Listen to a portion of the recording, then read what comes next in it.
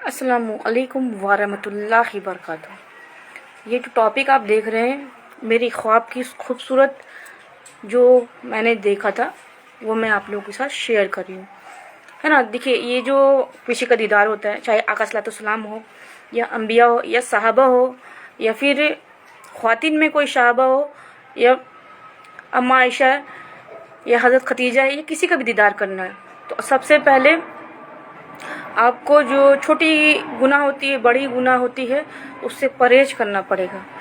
जब देखिए मैंने जो दीदार किया था, ये मेरा मतलब वो दीदार के बाद मैं जब भी आंख बंद करती हूँ तो ऐसा फील होता है कि मैं आका सलाम को देख रही हूँ। ये जो मैं इतनी दिन हदीस के बाद मतलब मैं उतर गई हूँ, मैं कोशिश करती हूँ।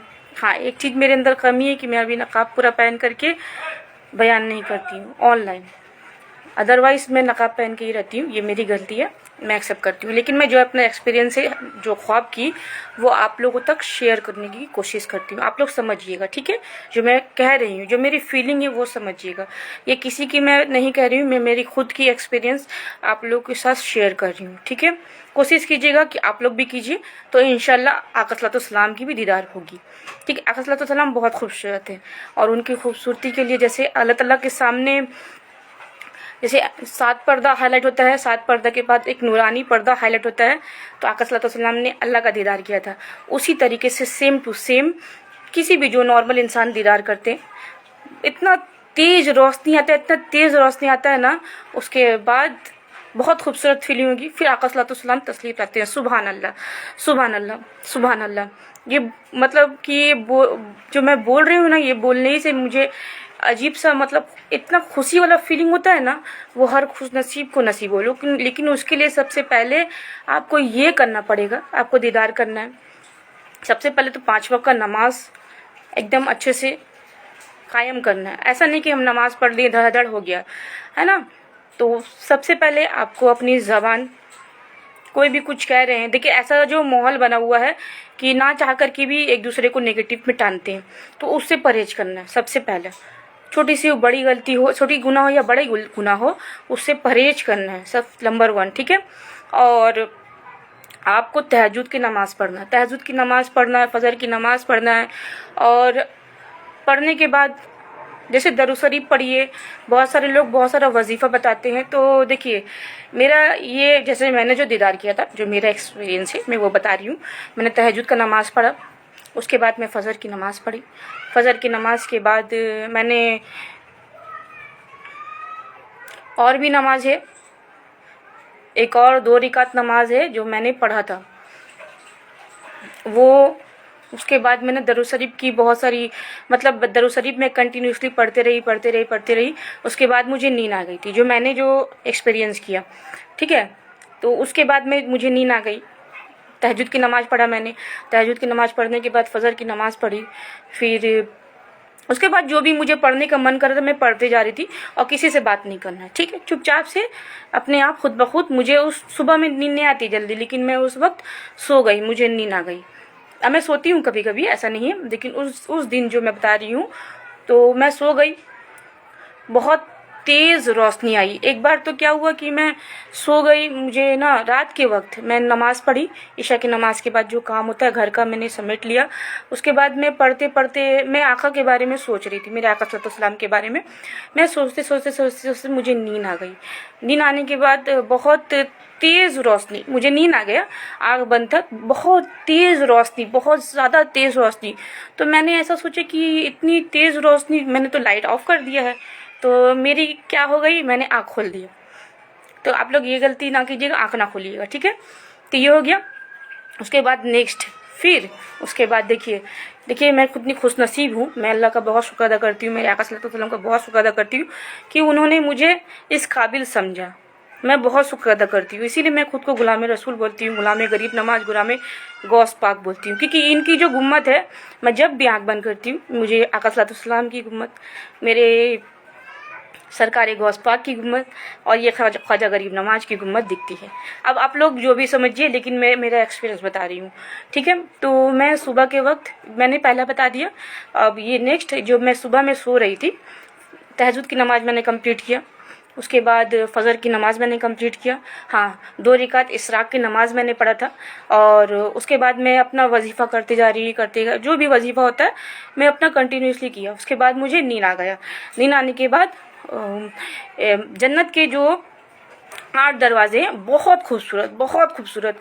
मतलब कि वो हम लफ्ज़ में हम आप लोगों को इसलिए बता रहे हैं क्योंकि आप लोग भी मोटिवेट होइएगा और आप लोग भी अपने दीन की तरफ ज़्यादा फोकस कीजिएगा। देखिए, जो भी किसी का गलती है, जो भी है, वो अल्लाह देख रहे हैं, और किसी को भी अपनाना या छोड़ना वो अल्लाह के हाथ में है, लेकिन हम कोशिश कर सकते हैं। तो मुझे नींद आ गई। नींद आने के बाद मैंने ये देखा, बर्फ़ की जो मतलब वाइट जो बर्फ़ की जो खूबसूरती है तो ना, उससे भी कई गुना खूबसूरती।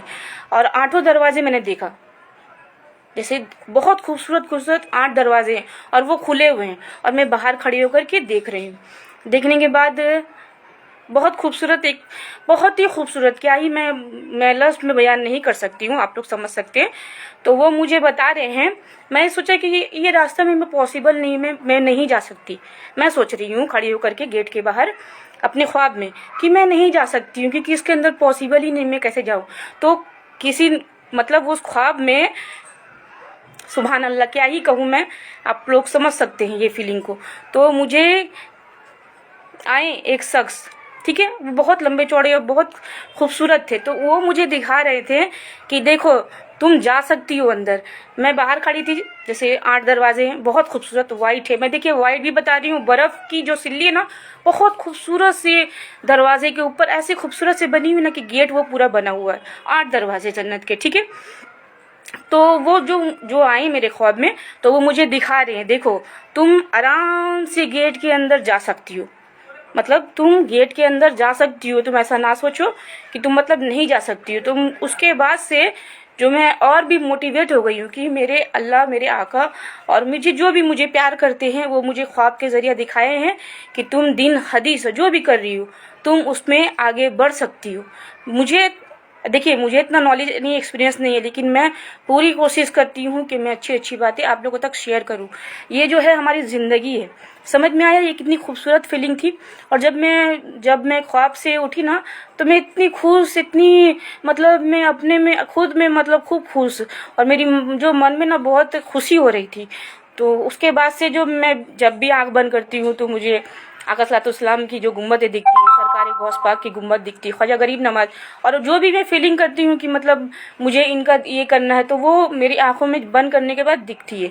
तो देखिए, सबसे पहले बात तहज्जुद की नमाज़ पढ़ना है, और आपको फजर की नमाज़ पढ़ करके अपना जो भी तिलावत करना है, करते करते बहुत सारे लोग वजीफ़ा बताते हैं ना, तो मैंने ये किया था, तहज्जुद की नमाज़ पढ़ा। रात में तो नमाज जो है ईशा की नमाज़ पढ़ के मैं अपना जो काम करके घर का सो गई। लेकिन जब मुझे दीदार हुआ था, जो मैं अपना एक्सपीरियंस बताई है, तो वो मैंने तहज्जुद की नमाज़ पढ़ा। तहज्जुद की नमाज़ पढ़ने के बाद मुझे टाइम मिलता था तो मैं कुरान पढ़ती थी। जिस वक्त मुझे दीदार हुआ तो तहज्जुद की नमाज के बाद कुरान के बाद अजान हुई फजर की, तो नमाज के बाद सलाम पेश किया अपने आका सलाम को, 1,24,000 अम्बिया को। उसके बाद मैं दुआ पढ़ती थी। दुआ पढ़ते मुझे नींद आ गई।